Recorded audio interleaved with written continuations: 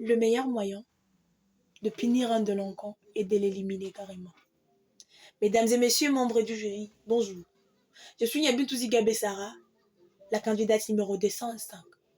Et mon objectif aujourd'hui est de vous démontrer que le meilleur moyen de réduire la criminalité est d'éliminer carrément l'élément perturbateur. Les abolitionnistes vous diront que la peine de mort est anticonstitutionnelle, qu'il s'agit d'un traitement cruel, inhumain et dégradant. Ils évoqueront par là l'article 16 de la Constitution disposant que la vie humaine est sacrée. Ils diront aussi que tous les instruments internationaux protègent le droit à la vie. Et ils évoqueront peut-être l'article 6 du Pacte international des droits civils et politiques, disposant que nul ne peut être privé arbitrairement de la vie. Cependant, nous vous ferons remarquer que tous ces textes parlent de la privation arbitraire de la vie et non de la privation en tant que telle.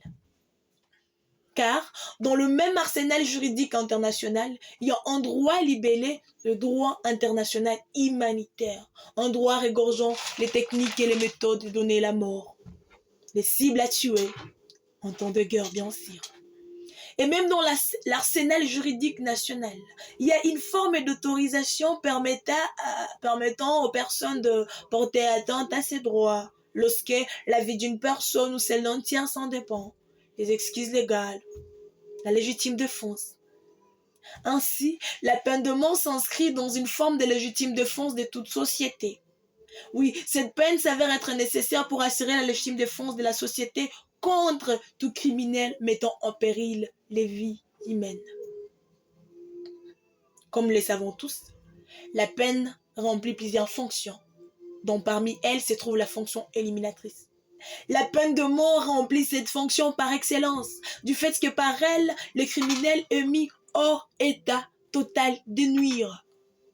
Il est impossible de s'imaginer qu'un criminel va revenir de la mort pour commettre d'autres infractions.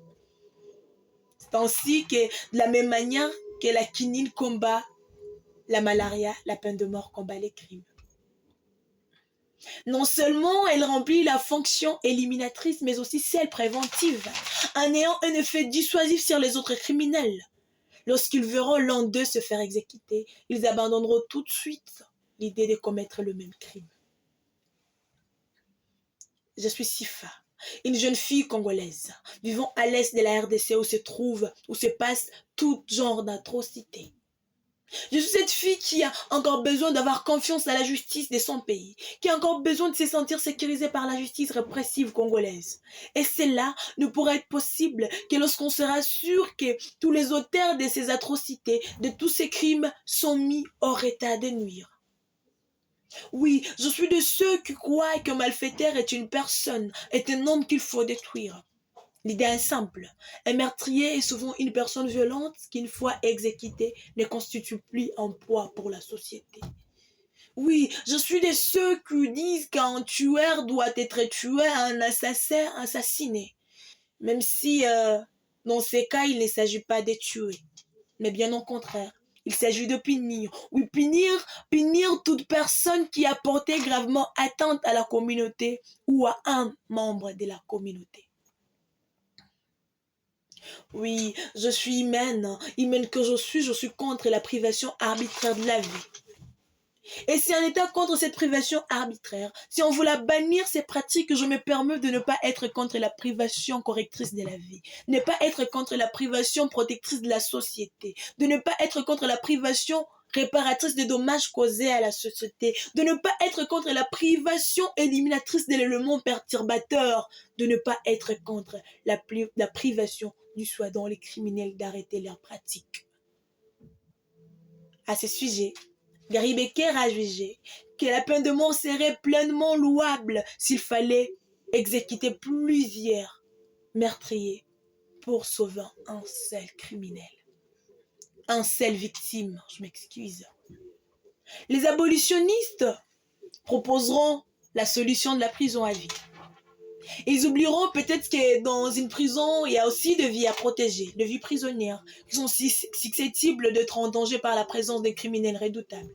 Parce que nous le savons tous, la peine capitale n'est prévue que pour les infractions jugées capitales. Et avec cette option, il y a risque de créer au sein d'une prison une école criminelle où les petits criminels sortiront formés et seront dans ces cas un danger pour la société, surtout en restant dans le contexte congolais, avec toutes ces réalités. La peine doit être dure. Une punition n'est pas censée dorloter un criminel, mais bien au contraire lui infliger la souffrance, à même de celle qu'il a infligée à la société. Ouais. Rappelons qu'en RDC, la peine de mort a été rétablie pour débarrasser l'armée des traites et endiguer la recrudescence d'actes de terrorisme et de banditisme urbain.